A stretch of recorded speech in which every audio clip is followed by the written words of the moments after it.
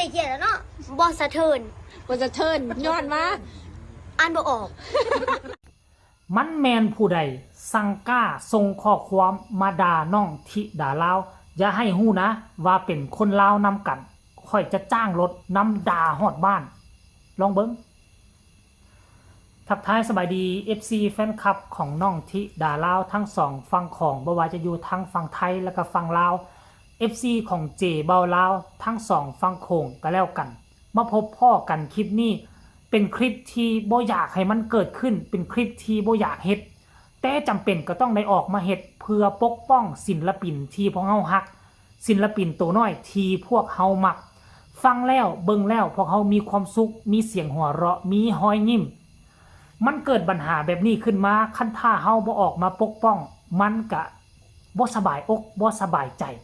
น้องแฮงอายุน้อยเพียงแต่11ปีแต่มันก็มีมารมาผจญทุกคนที่เกิดมาเป็นหมอลำถ้าหากว่าเริ่มมีกระแสเริ่มมีพอฮักแม่ฮักพอฮักนั่นพอฮักนี่แม่ฮักตั้งดงตั้งแดนโอนเงินโอนคำโอนสิ่งของที่มีค่ามาให้มันก็จะมีพวกมาพวกนี้แหละมันจะคอยมาสร้างกระแสพวกนี้พวกที่เขาเอิ้นว่าอย่างเกาะบ่มีพอบ่มีแม่บอกสั่งสอนอบรมสั่งสอนนะเห็นคนอื่นได้ตนเองอยากได้คือหมู่แต่บ่เฮ็ดบ่สร้างบ่พยายามมันก็เลยก่อให้เกิดพวกนี้นี่พุทธขึ้นมาตามหลุมต่างๆเนาะหลุมให้ญาติขาดมิตรผู้ที่ญาติพี่น้องบ่ส่งเข้าส่งของเอาไปให้ได้กินบ่ได้รับบุญศีลกินทานน้ำหมู่ก็เลยมาเลาะเกาะแกะนั่นแหละมามื้อนี้วังกี้นี่แหละแม่เพิ่งได้ถ่ายคลิปสั้นๆบอกว่าเห็นอยู่ตี้คนที่เขาส่งข้อความมาด่าลูกขนาดน้องที่ด่าล่าว่าด่าลูกขนาดเจ็บปวดน้ำเข่าอยู่บ่ว่าสั่นที่ด่าเล่าตอบว่าจังไดบ่รู้สึกบ่คอมเมนต์แม้แต่น้อยเดียวสิฮู้ได้จังไดส่งมาบักยาวๆว่าสั่นเด้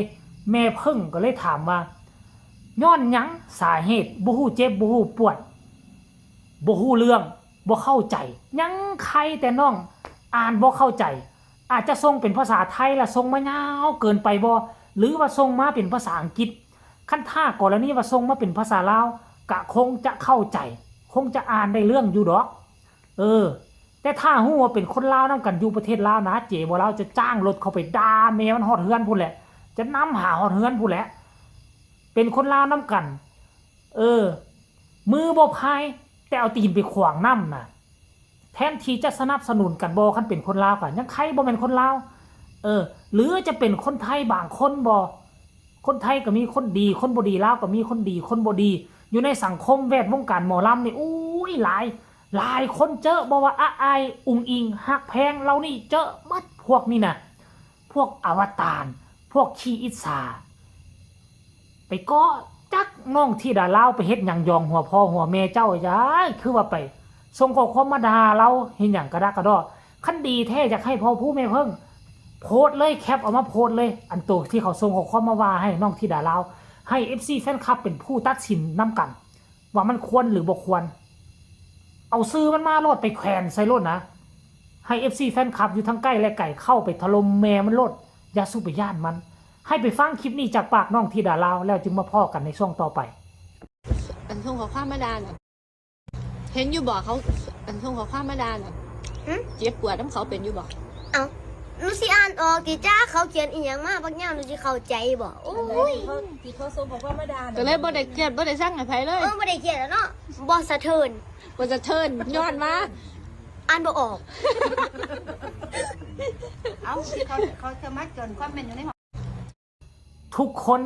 ได้ยินคำตอบจากปากน้องธิดาลาวแล้วบ่อันนี้มันบ่งบอกถึงว่าเด็กน้อยอายุ11ปีมีความคิดมีความอ่านซ้ำกับผู้ใหญ่หมอที่มันส่งข้อความมาด่าน้องธิดาลาวมันน่ะคงจะอายุแก่แล้วแหละแก่กะโหลกกะลาหัวงอก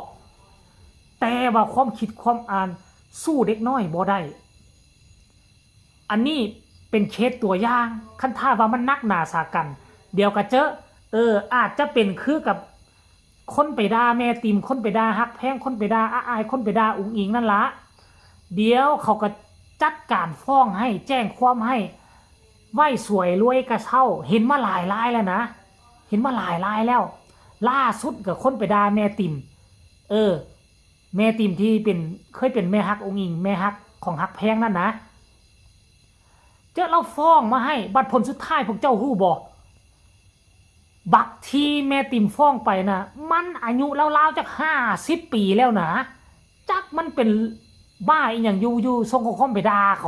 รับจักเขาไปเฮ็ดหยังผิดหัวพ่อหัวแม่เราไปด่าเขาเคสนี่คือกันแหละที่มันส่งข้อความมาด่าน้องที่ด่าเราก็จะเป็นแบบเดียวกันถ้ามันยังบ่หยุดถ้ามันยังบ่เซาเห็นเฮาเคลื่อนไหวแบบนี้แล้วครั้งต่อไปพอผู้แม่เพิ่งถ้าอดบ่ได้ไอบ่ดังก็สิได้เปิดเผยรายชื่อออกมาเปิดเผยรูปออกมาเปิดเผยข้อความที่มันส่งมาด่าบาดนั่นแหละมันจะอยู่บ่ได้ในบนแผ่นดินนี่อย่าลืมว่าพลังโซเชียลนี่มันนักหนาได้เจอผู้ใดก็ล่มโซเชียลมันเฮ็ดให้คนดังมันเฮ็ดให้คนดับเจ้าจะซูมาลินกับกระแสหมอลำถ้า FC แฟนคลับเขาได้ฮักผู้ใดและเขาได้ฮักฮอดเนื้อฮอดใจฮอดกระดูกถ้าเจ้าสิมาหวังทำให้มาโจมตีศิลปินที่เขามักศิลปินที่เขาฮักเขาหอมมื้อนั่นแหละเจ้าจะต่ำต่อเจ้าจะเจอเสี้ยนให้เจ้าจำเอาไว้เปลี่ยนให้เปลี่ยนได้ท่านผู้ชม FC แฟนคลับเดี๋ยวไปฟังคำคิดเห็นบังดูหลังจากที่เห็นคลิปวิดีโอว่าน้องที่ดาราบ่เครียดบ่ขม FC แฟนคลับจะมีคำคิดคำเห็นขึ้นใดเดี๋ยวเจบ่เล่าไปอ่านสู่ฟังเด้อ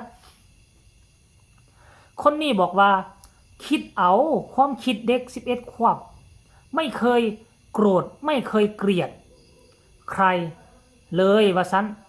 เขาคิดบวกตลอดไม่อายเด็กบ้างหรือเด็กแค่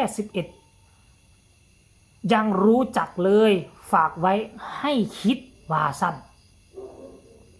คนนี้บอกว่าลิงน้อยสู้ๆลูกผีบ้าด่าเด็กน้อยติลูกลาคนต่อมาบอกว่าสู้เด้ออ้ายขอเป็นแรงใจให้มารไม่มีบารมีไม่เกิดคนนี้บอกว่าดำรงตนบำเพ็ญไว้ในชาตินี้ด้วยเมตตาบารมีคอยสะสมถึงมีมารทำร้ายใจให้ระทมห่วยเป็นก่อนตัวนี้ไร้อารมณ์เคืองแค้นแมนสิ้นใจรักและเป็นห่วงเจ้าหญิงธิดาน้อยด้วยความจริงใจจาก FC พ่ออะไรนะ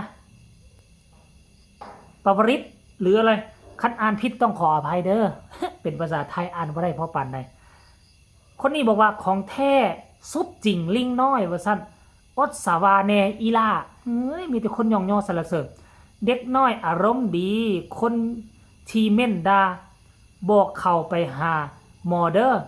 จิตผิดปกติแม้แต่เด็ก